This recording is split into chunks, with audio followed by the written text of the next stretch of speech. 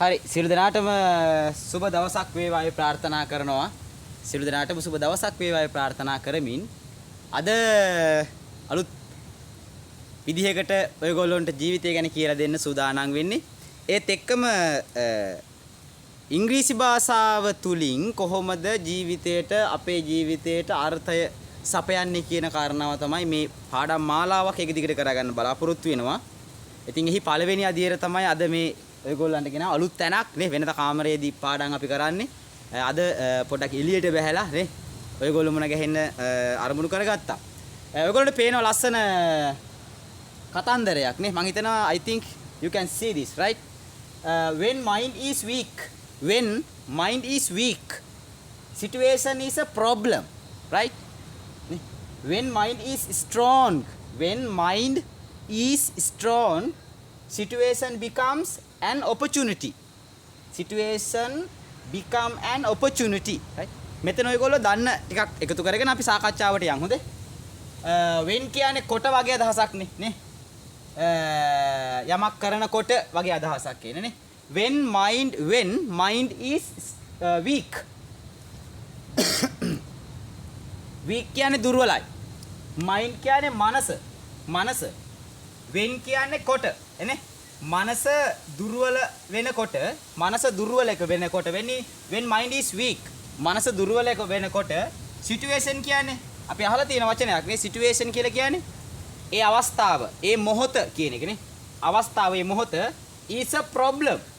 මොකද්ද problem ප්‍රශ්නයක තියෙන්නේ නේ. මේකෙන් කිලි ලස්සන කතාවක් කියනවනේ බලන්න. when mind is weak ඔයාගේ මනස දුර්වල වෙනකොට situation is a problem නේ. ඒ කියන්නේ ඔයාගේ මනස දුර්වලයි නම් ඒ අවස්ථාව මොකද්ද? අනිවාර්යෙන් ප්‍රශ්නයක්. තේරුණා? ඒ අවස්ථාව ප්‍රශ්නයක් කියලායි කියන්නේ. දෙක when mind is strong කියන්නේ ශක්තිමත් කියන අර්ථය. හොඳේ. එතකොට when කියන්නේ කොටනේ. when mind කියන්නේ මනස නේ. හිත නැත්නම් මනස ශක්තිමත් වෙනකොට නේ. ඔයාගේ මනස ශක්තිමත් වෙනකොට සිටුේෂන් අවස්ථාව become කියන්නේ පත් වෙනවා. becomes කියලා කියන්නේ පත් වෙනවා කියන්නේ.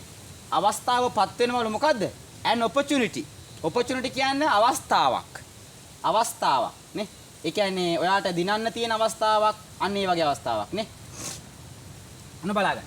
when mind is weak situation is a problem නේ. ඔයාගේ මනස දුර්වල වෙනකොට එතන ඒ අවස්ථාව හරි ප්‍රශ්නයක් නේ. ප්‍රශ්නකාරී ස්වභාවය. ඔයාගේ මනස දුර්වලයි නම් අනිවාර්යෙන් එතන ප්‍රශ්නයක්. ඒ වගේම තමයි when mind is strong නේ. ඔයාගේ මනස ශක්තිමත් කියලා කියන්නේ situation become an object නේ. ඔයාට අවස්ථාවක් ලැබෙනවා මොකටද? ඔයාට ලැබෙනවලු මේ අවස්ථාව මොකටද? දිනු වෙන්න පුළුවන් අවස්ථාවක්. opportunity එකක් විදිහට ඔයාට ලැබෙනවලු. ඒකත් අවස්ථාවක්. situation කියන්නේ මේ තියෙන තත්වය මේ opportunity කියන්නේ අවස්ථාවක් නේ. ඔයාට මොනවා හරි දෙයක් කරන්න නේ අවස්ථාවක් ලැබෙනවා නේ. උගන්වන්න අවස්ථාවක් ලැබෙනවා. ඉගෙන ගන්න අවස්ථාවක් ලැබෙනවා. එතකොට දිනන්න අවස්ථාවක් ලැබෙනවා. අන්න ඒ opportunity එක තමයි මේ කතා කරන්නේ right? හරි. එතකොට මෙතන ලස්සන කතාවක් කියනවා. මොකද්ද? අපේ ජීවිතයේ පුතේ හැම මොහොතකම එක්කෝ අපේ මනස සතුට කියන කාරණාව විදිහට හැදලා තියෙනවා. එහෙම නැත්නම් අපේ හිත දුක කියන කාරණාව විදිහට හැදලා තියෙනවා. එතකොට ওই සතුට කියන එක ඇතුලේ තියෙනවා අපි නොදන්නවා වුණාට මොකද්ද? ওই සතුට කියන කාරණාව ඇතුලේනේ ඔයාගේ මනස සතුටින් නම් තියෙන්නේ. ඒ සතුට ඇතුලේ තියෙනවා මොකද්ද? ශක්තිය. හරිද? ඔයාගේ මනස මේ වෙලාවේ සතුටින් නම් තියෙන්නේ. ඔයාගේ ඒ මනස තුලින් ඒ සතුටු සහිත මනස තුලින් එන ඔයාට ශක්තියක් නේ. ශක්තියක් එනවා. ඒතකොට ඒ ශක්තිය තුලින් ඔයාට එනවා මොනවද? opportunity නේ. ඒ සතුටින් තියෙනවා නම් ඔයාගේ මනස හරිද? සතුටින් තියෙනවා නම් ඔයාගේ මනස ශක්තිමත්. ඒ ශක්තිමත් මනසකින් ඉන්න ඔයාට ලැබෙනවා මොකද්ද? දිනන්න opportunity එකක්. ඒ කියන්නේ දිනන්න අවස්ථාවක් ලැබෙනවයි කියන කතන්දරේ තමයි මෙන්න මේ යටින් කියන්නේ. යටින් කියන්නේ ඒක. තේරුණාද? අපේ ජීවිත වලටත් එහෙමයි. නේ. අපේ ජීවිත වලටත් ඒ වගේම එහෙම තමයි අවස්ථා උදා වෙන්නේ. කොයි මොහොතකද දන්නේ නැහැ. ඔයා ඒක තමයි අර බුදුහාමුදුරු දේශනා කරනවානේ මේ සතුට නිතරම තියාගන්නේ. සතුටට මුල් තැන දෙන්නේ. නේ. නිතරම මනස සතුටින් තියාගන්න. ඇයි ඇයි හාමුදුරුවනේ මනස නිතරම සතුටින් තියාගන්න ඕන? හේතුව තමයි නිතරම මනස සතුටින් තියෙනමයි කියලා කියන්නේ. ඔයාට සතුටු වීම සඳහාම තමයි තව පාරවල් හැදෙන්නේ. එක්සැම්පල් එකක් විදිහට බුදුබණේම තියෙනවා මොකද්ද? ඉද නන්දති පෙච්ච නන්දති නේ. කියන්නේ මෙලව ජීවත් වෙනවා නම් සතුටින් කවුරු හරි පෙච්ච නන්දති. ඊළඟ භවයත් එයා සතුටින් ජීවත් වෙනවලු. අන්න ඒක නේද මේ සුද්ධ ඉංග්‍රීසියෙන් කියලා තියෙන්නේ. right? ඒක තමයි කියලා තියෙන්නේ. උඩේක බලන්න. when mind is weak නේ. ඔයාගේ මනස දුර්වල වෙනකොට situation is a problem නේ. ඔයාගේ මනස දුර්වල වෙනකොට එතන ප්‍රශ්නයක්. ඔයාගේ මනස නිතරම දුකින් නම් තියෙන්නේ, දුර්වලව නම් තියෙන්නේ. ඔයාට එන්න තියෙන ප්‍රශ්න වැලක් තියෙනවා. ඔයාට එන්න ප්‍රශ්න වැලක් තියෙනවා. ඔයා දුකින් නම් ඉන්නේ. ඔයාගේ හිත දුර්වලයි නම් නේ. ඒකත් බුදුහාමුදුරුවෝ කොහොමද දේශනා කරන්නේ? ඒකෙම අනිත් ගාතාව. ඉද තප්පති පෙච්ච තප්පති කත පුඤ්ඤෝ උබයත්ත තප්පති නේ. මෙලව තැවෙනවා නම් දුකින් කවුරු හරි නේ. දුර්වල මනසකින් දුක හිතන මනසකින් ජීවත් වෙනවා නම් නේ. ජීවත් වෙනවා නම් එතන ප්‍රශ්නයක් තියෙනවා කියලා මෙයා කියනවා නේ. ඒ වගේම තමයි බුදුහාමුදුරු දේශනා කරනවා මොකද මෙලව ජීවිතේ කවුරු හරි දුකින් ජීවත් වෙනවා නම් නේ. දුකින් ජීවත් වෙනවා නම් එයා ඊළඟ භවය දුකින් ජීවත් වෙන්න තමයි වටපිටාව හදාගන්නේ නේ. ඒක නිසා මම ඔබට යෝජනා කරනවා අද දවසේ මේ අලුත් පාඩමේ පළවෙනි පාඩමේ මොකද්ද? හිත නිතරම නේ. ඔයාගේ හිත නිතරම සතුටින් තියාගන්න උත්සාහ කරන්න. be happy නේ. be happy කියලා කියන්නේ සතුටු වෙන්න නේ. in every situation හැම මොහොතකම නේ හැම සිදුවීමකදීම ඔයා සතුටු වෙන්න ඕන දේ විතරක් ඔයා අරගන්න. තේරුණා? හිතනේ අරගන්නේ හැම දෙයක්ම. ඒ අරගන්නකොට ඔයාව සතුටු කරන්න පුළුවන් දේවල් විතරක් ඔයාගේ ජීවිතේට ඔයා අරගන්න. නේ? ඔයාගේ ජීවිතේට කාගේ හරි දෙයක් නිසා දුකක් නම් එන්නේ ඔයා මොකද කරන්න ඕනේ? ඒක අරගන්නේ නැතුව ඉන්න. නේ? අර අක්කෝස පරිබ්‍රාජකයා බුදුහාමුදුරට බණින වෙලාවේදී යා ලස්සන කතාවක් කියනවනේ. මොකද්ද කතාව? යා කියනවා ඔයා මට මෙහෙම බැන්නට මං ඒ මුකුත් බාරගත්තේ නැහැ. නේ? ඔයා මට මේ බැනගෙන ආවට මං ඒවා මුකුත් බාරගත්තේ නැහැ. ඒත් බුදුහාමුදුරනේ බාරගත්තේ නැත්තම් මොකද කරන්නේ? මම බාරගත්තේ නැත්තම් ඔයා දෙන ඒවා ඔයාටම තියාගන්න වෙනවා. ආන් ඒ වගේ ජීවිතවලටත් තේරුණාද? ප්‍රශ්න ගැටලු කවුරු හරි දානකොට ඔයා නිතරම හිතන්න නේ. නිතරම හිතන්න මොකද්ද?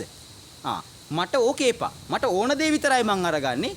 හැම දෙයක්ම සබ්බ සකල මනාව කවුරු හරි දෙන ඔක්කොම දේවල් ටික ඔයාගේ ඔලු ගෙඩියට ඔයා දාගත්තාම මොකද වෙන්නේ? ඔයාට අර තෝරන්න තව කාලයක් යනවනේ. මොකද හරි එක මොකක්ද? වැරදි දේ මොකක්ද කියලා තෝරන්න තව කාලයක් යනවා. ඒක නිසා ඔයා අන්සත්ත්වීන්ට වඩා මනස උසස් කෙනෙක් නිසා නේ මේ වීඩියෝ එක බලන්නේ නේ. මගේ දිහා මෙහෙම බලාගෙන ඉන්නේ මනස උසස් මිනිස්සෙක් නේ. ඔයා මිනිස්සෙක්නේ. ඒකට ඔයා මිනිස්සෙක් නම් ඔයාට තීරණය කරන්න පුළුවන් කමක් තියෙනවා. මොකක්ද bad situation එක? මොකක්ද good situation එක නේ? මොකක්ද හොඳ දේ? මොකක්ද නරක දේ කියලා ඔයාට තීරණය කරන්න පුළුවන් පුතේ. තේරුණාද? ඒ නිසා මම හිතනවා මේ පාඩම ඇතුලේ මෙතන තියෙන්නේ බුදුදහමේ කාරණාවක් නෙවෙයි. හැබැයි මෙන්න මේ කාරණා මේ බටහිර ලෝකයේ මේ මිනිස්සු මේවා උලුප්පලා අපිට දෙන්නේ මේවා ඇත්තටම බුදුහාමුදුරුවෝ අපිට කියලා දුන්න දේවල්. තේරුණාද? අපිට බුදුහාමුදුරුවෝ පාලි භාෂාවෙන් කිව්වට ඕක තේරෙන්නේ නැහනේ නේ. සිංහලෙන් හාමුදුරුවෝ ඒගොල්ලොන්ට බණ කිව්වට ඕක තේරෙන්නේ නැහනේ. ඒක නිසා තමයි මම මේ වෙන ක්‍රමයක් හොයාගන්නේ නේ. වෙන විදිහකින්වත් දෙන්න බලමුකෝ මේක මිනිස්සු තේරුම් ගනීද කියලා නේ. අන්න එහෙම තේරුම් ගන්න. මේකම තමයි අපිට අපි ඔය බණ කියද්දී ඕන තරම් ඔයගොල්ලොන්ට කියලා දෙන්නේ. තේරුණාද? ඒක නිසා හොඳට මතක තියාගන්න ජීවිතය හරි කෙටි. තේරුණාද?